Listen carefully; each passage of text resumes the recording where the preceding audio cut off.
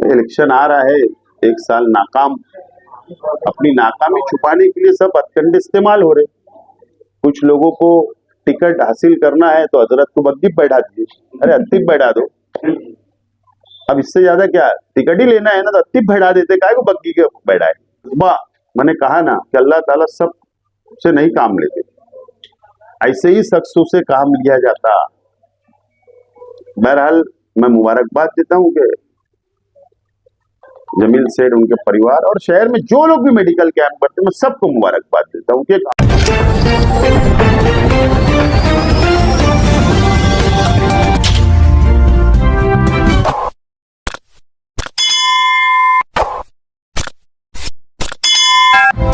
मैं हूं रियाज शाह और आप देख रहे हैं स्टार न्यूज मालेगांव चैनल। आइए नजर डालते हैं कुछ खास खबरों।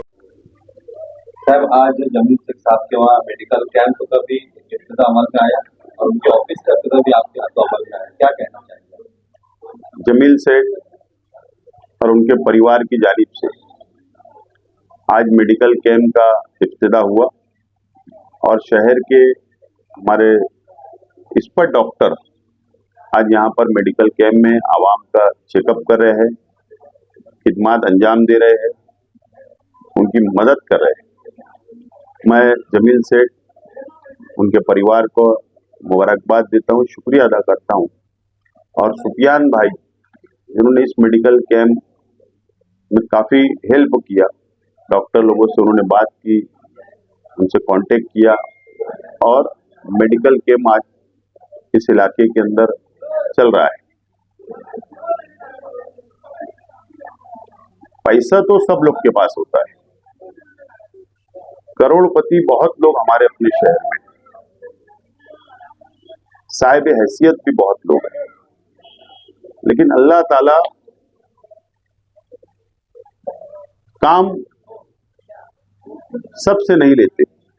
अल्लाह ताला उन लोगों से ही काम लेते जो आवाम की खिदमत करते हैं, उनकी मदद करते हैं, वो दिलदार होते हैं, वो सकी होते हैं। अल्लाह ताला उन्हीं से खिदमत लेता है और उसमें से जमील सेठ उनका परिवार है। बहरहाल एक अफसोस मुझको तो खास तौर पर होता है, 20 साल का सियासी तजुर्बा भी अब मेरे पास है, समाजी तजुर्बा भी मेरे अपने पास है। मैं शहर को बहुत करीब से जानता हूँ, पब्लिक के बीच में रहता हूँ, गरीबों के बीच में रहता हूँ। अफसोस इस बात का मुझको है, आउटर असेंबली हल्के में शहर के अंदर नदिया के इस पार और नदिया के उस पार तो सियासत बहुत होती है, उसके ऊपर बड़े बड़े लेक्चर होते हैं, तकरीर होती है, बयानात दिए जाते हैं। लेकिन आप ये क्यों नहीं देखते हो कि नदिया के उस पार तो जीवनदायी स्कीम आ गई है, एक नहीं 4 हॉस्पिटल में आ चुकी है, जहां तक मेरी मालूमात है। और यही मालेगांव की आवाम, सेंट्रल असेंबली हल्के की आवाम वहां जाके फायदा उठा रही है। वो लोग ने दरवाजे बंद नहीं किए, खुले हैं दरवाजे। जितना हो सकता है स्कीम के अंदर बिना धर्म पूछे वो लोग इलाज कर रहे हैं, मदद कर रहे हैं। फिर सेंट्रल असेंबली हल्के के अंदर माफी के साथ, देखिए सियासी आदमी हूं, वोट के जरिए बदला ले लिया जाता है मुझसे। खैर, अगर मैं नहीं बोलूंगा तो फिर कौन बोलेगा।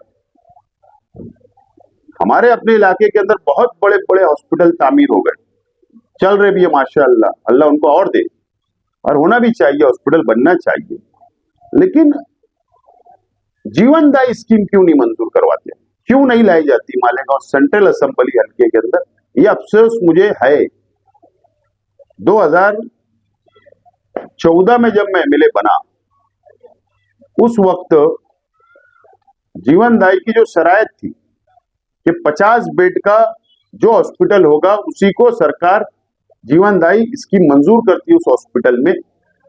मैं खुद हुकूमत तक नुमाइंदगी किया, डायरेक्टर ऑफिस जो वर्ली के अंदर है जीवनदायी का, मैं वहां गया और वहां से एक टीम मालेगांव लाया और कई डॉक्टर हजरात से मुलाकात करवाया, मीटिंग करवाया, रिक्वेस्ट किया कि आप प्रपोजल तो दाखिल करिए, और उसमें 30 बेड पर भी वो मंजूरी देने के लिए तैयार हो गई थी हुकूमत उस वक्त कि 30 बेड का हॉस्पिटल है तो मंजूरी हम दे देंगे। लेकिन अफसोस आज तक मुझको है। इसलिए आज मैं मेरी दिल की बात आपके जरिए शहर के तक पहुंचाना चाहता हूं कि किसी ने भी एप्लीकेशन नहीं किया आज तक सेंट्रल असेंबली हल्के इलाके से। एक शख्स है जो अभी नया हॉस्पिटल शुरू हुआ है आगरा रोड पर, नाम तब्दील होकर, वो जिम्मेदारान मेरे पास आए और उन्होंने कहा कि हम जीवनदायी लाना चाहते हैं, आप मदद करो। मैंने उनसे कहा कि बिल्कुल, जहां भी मेरी मदद की जरूरत होगी मैं आपके साथ खड़ा रहूंगा। तो इसके ऊपर क्यों बहस नहीं होती? कितनी गरीब आवाम है हमारे वहां, जीवनदायी के नीचे कितने लोग जिंदगी गुजार रहे गरीबी की सतह के नीचे, इसके ऊपर क्यों बहस नहीं होती? कितने लोग के पास पीला राशन कार्ड है, अंत्योदयी कार्ड कितने लोगों के पास है? गरीबों की बात नहीं होगी क्या? उनको सहूलत मिले ये नहीं होगा क्या? तो खिदमत का जज्बा, मैंने कहा ना कि अल्लाह ताला सब से नहीं काम लेते, ऐसे ही शख्सों से काम लिया जाता। बहरहाल मैं मुबारकबाद देता हूं कि जमील सेठ, उनके परिवार और शहर में जो लोग भी मेडिकल कैंप करते, मैं सबको मुबारकबाद देता हूं कि एक आवाम की खिदमत करते। बहरहाल मुझसे जाने अनजाने में कुछ बोला गया हुआ तो मैं पहले माफी चाहता हूं, बदला मत लेना सियासत में। क्या क्यों नहीं लाते, क्या वजह? क्या इनकम में कुछ कमी आ जाती है, या फिर नुमाइंदगी अदा होनी चाहिए और नुमाइंदगी अदा नहीं होती है? क्या डॉक्टर नहीं चाहते, या फिर जिनको जिम्मेदारी है वो करना नहीं चाहते? मुझसे सब नाराज हो जाएंगे, क्यों ऐसा सवाल कर रहे हो? कई डॉक्टर हजरात नाराज हो जाएंगे, उनके वहां के पेशेंट को कन्विंस करना शुरू कर देंगे तो मेरे को इलेक्शन पहले से हार गया है और दूसरा भी हराने के चक्कर में दिख रहेगा। बहरहाल मैं मेडिकल लाइन के लोगों से बहुत करीब हूँ। अभी मैं सुबह ही घर से निकला तो नीचे 2 लोग इंतजार कर रहे थे, मैं अभी उनका BOMS में एडमिशन की सिफारिश करके आया हूँ। अभी सुबह सुबह आज की बात है, तो मैं बहुत करीब हूँ। लेकिन कई लोग ये भी आते कि फीस कम कर दो, फीस कम करवा दो। मैं आपका जवाब दे रहा हूँ, टेक्निकल जवाब। असल में हमारे पास कौन लोग आते जरूरतमंद, यानी ख्वाहिश है कि बच्चा डॉक्टर बने, कम से कम BOMS बन जाए, MBBS की हैसियत नहीं है उनकी तो। लेकिन ऑन जो चलता है 1 करोड़ रुपया, 1.5 करोड़ रुपया मेडिकल कॉलेज में MBBS के लिए लगता है। MD मेडिसिन बनना है, MS सर्जन बनना है तो उसके लिए 3 CR 4 CR। तो जाहिर सी बात है कि लोग जिनके पास ताकत है, रुपया पैसा है, वो तो एडमिशन बच्चे का करवाते, फिर वसूल कहाँ होगा? तो वसूल भी तो करना ही किससे करेंगे? तो इसके लिए ऐसा मुझे लगता, मेरा जाती ओपिनियन है, ऐसा हो सकता, ऐसा मुझे लगता है। आपको मतलब जुमा के दिन शहर में एक बग्गी के जरिए इस्तिकबालियाई रैली शहर में निकाली गई, काम का शिरे हार घोड़े पे मतलब सच के दूल्हा सवार निकला था, क्या कहना चाहेंगे? क्या बोलना चाहिए आप बताओ? शहर को नहीं दिख रहा है क्या? शहर को नहीं दिख रहा है क्या? जो रोड के ऊपर इस्तिकबाल होता है वो रोड किसने मंजूर करवाया, किसने आंदोलन किया, चक्री भूख हड़ताल किसने किया, बजट किसने मंजूर करवाया था, काम के लिए किसने रास्ते के ऊपर खड़ा हुआ? बस जूता पहन के किसी के हाथ में घुस जाना ठीक बात नहीं। इलेक्शन आ रहा है, 1 साल नाकाम, अपनी नाकामी छुपाने के लिए सब हथकंडे इस्तेमाल हो रहे। कुछ लोगों को टिकट हासिल करना है तो हजरत को बग्गी बैठा दिए, अरे अत्तिब बैठा दो, अब इससे ज्यादा क्या? टिकट ही लेना है ना तो अत्तिब बैठा देते, काहे को बग्गी के बैठाए? तो ऐसे सब चालू है सियासत। इलेक्शन आ रहा है ना, सब होगा। हमारी मालूमात तो अत्ती पर ही बिठाने के लिए परमिशन नहीं मिल जाती है बग्गी में। हो सकता अत्ती नहीं मिला होगा।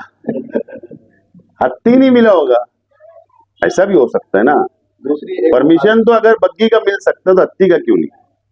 दूसरी एक मुखालफत भी शहर में ये चल रही है कि जिन्हें सियासत मतलब बाब सियासत कहा जाता है, उनका मतलब बग्गी पे मतलब कदमों में आ गए, कदमों में बैठे, ये भी चल रहा है। तो मेरे बड़प्पा के ताल्लुक से कुछ नहीं बोलूंगा मैं, बताऊं क्या, ठीक है, वो जिनको क्या बोलना है वो बोले, मुझे उसमें कुछ बोलना नहीं। लेकिन मैं देख रहा हूं कि